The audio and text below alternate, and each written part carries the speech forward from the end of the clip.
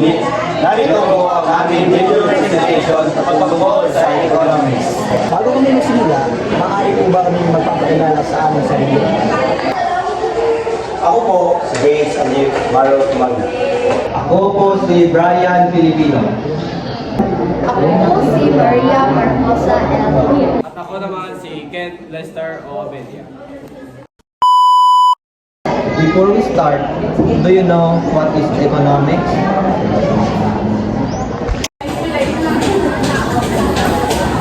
Ang economics ay ang pag-aaral kung paano ginagamit ng mga lipunan ang limitadong yaman upang matugunan ang kanilang walang hanggang mga pangangailangan at kagustuhan.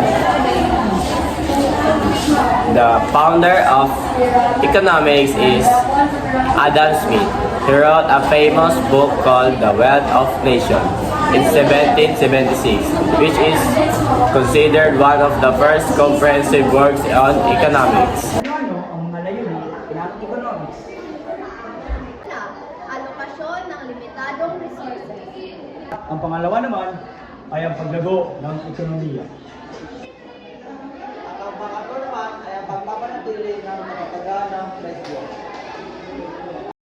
At ang pang-apat ay pagkapantay-pantay sa distribusyon ng kita.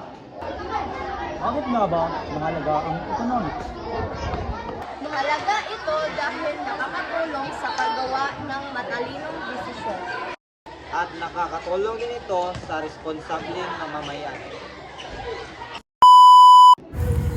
Sa unang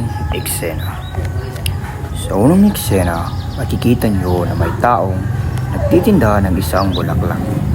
Ngunit, itong mga nagtitinda ng mga bulaklak na ito ay may kanya-kanyang ugali. Yung isa ay napakasungit at yung isa naman ay napakabait.